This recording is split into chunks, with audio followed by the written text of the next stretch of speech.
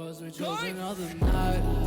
When the sun goes down, we come alive. Yeah. When the moon come out, that's when we ride. Yeah. I pray God we all survive it. Yeah. Cause we children of the night. Yo, what's up, YouTube? It's your boy, Up One TV, Thule. Man, 2020 was an interesting one, to say the least, right? There's a lot going on in the industry.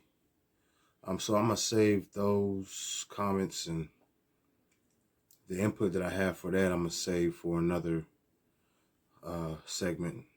Right now, today, what I want to touch on is gonna be something that comes up every blue moon. Usually concepts behind it are misconstrued, so that's the reason why I'm touching on it today, right? That's sagging. Usually, when that does come up in a conversation, it comes up, usually the first thing that comes out, believe it or not, is incorrect, and that's that sagging originated in prison. True. In prison, they do sag to show other men that they're available. That is a fact, all right? But that's not the true origin of where sagging really came from. Now, for those that are enlightened, they'll know exactly what I'm talking about when we get into breaking down where sagging came from. Now, to be honest, sagging comes from slavery. Yeah, slavery. Now, just to break it down a little bit further, in slavery, for the rebellious slaves and the slaves that had the tendency to push back or to not just settle, to want to stand on their manhood, they had developed a process, for a lack of better terms, called buck breaking.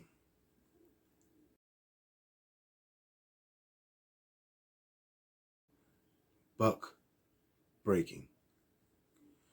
If any of y'all know what this is, y'all know how utterly disgusting and satanic this act is. Buck breaking itself is the act of flogging a slave while he's tied to a horse-shaped wood table kind of thing, like a workbench, to say. And after they're flogged almost to the point of death or unconsciousness, they are then raped by the male slave owner in front of their kids, wife, friends, and enemies alike.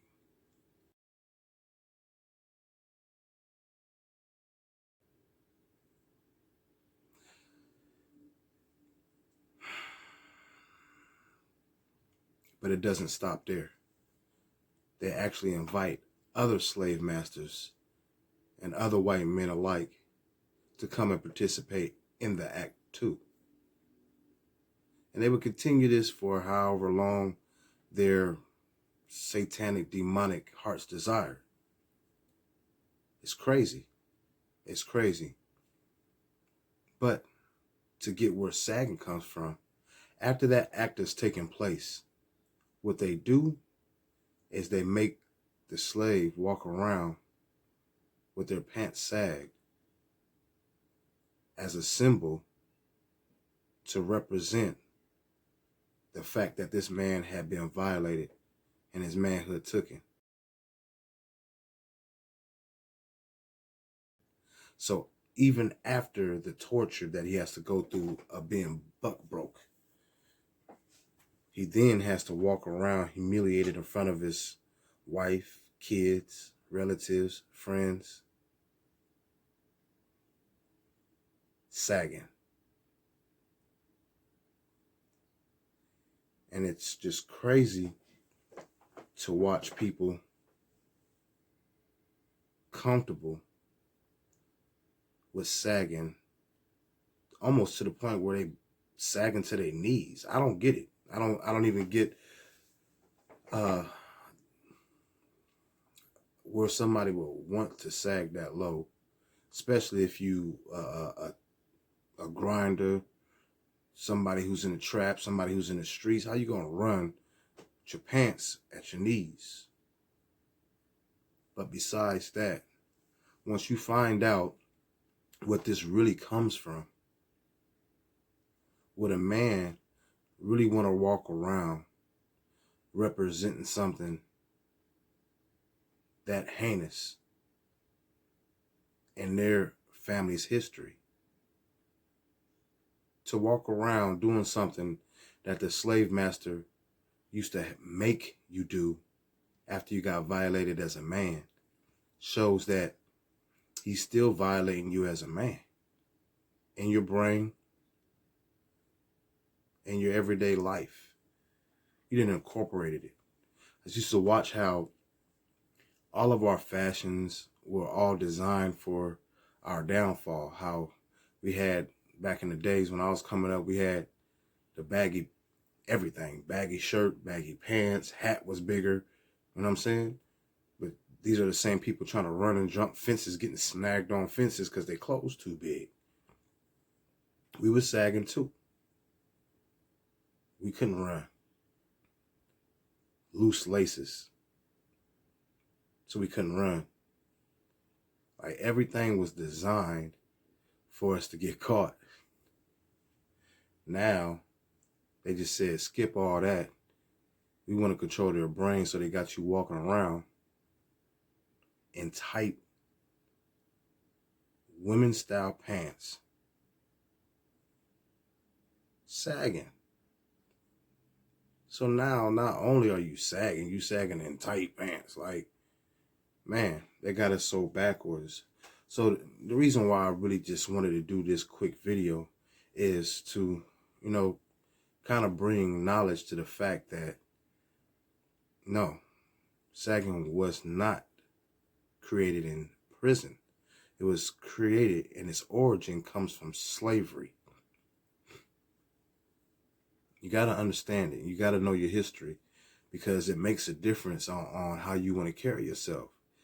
Now, some people who didn't know this before, now they're going to know, hey, this really came from slavery after getting your manhood took by your slave owner for being rebellious, being one of those field niggas that didn't care,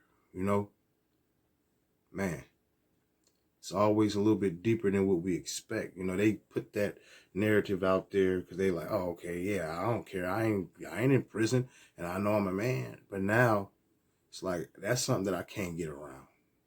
I can't get around the fact that this is something that represents the defacing of a man and the humiliation after. That's humiliating, to walk around sagging after you just been taken. Like, look, I just thought I'd put this out there so that, those that do continue to sag and those that do continue to adopt that style of dressing, at least they'll be doing it with full knowledge of what they're doing. Because a lot of people just don't know. So I just felt like it was my obligation to make sure that I at least informed. What I'm going to do later on in my segment is give you guys some facts, because that's one thing I like to do, is give facts. I don't like to just put a bunch of bare information out there. I like to make sure that you guys know the name and dates and any information that I could possibly provide. I like to make sure that that's provided along with what I'm saying, because I don't want you at all to just go off of what I'm saying, because that's not what I'm here for. I could be wrong. Leave it in the comments. So I always say like, comment, subscribe. You know what I'm saying? Just make sure that if I'm off point, just let me know. Just tell me. I'm a man about mine. If I'm wrong, that's what it is.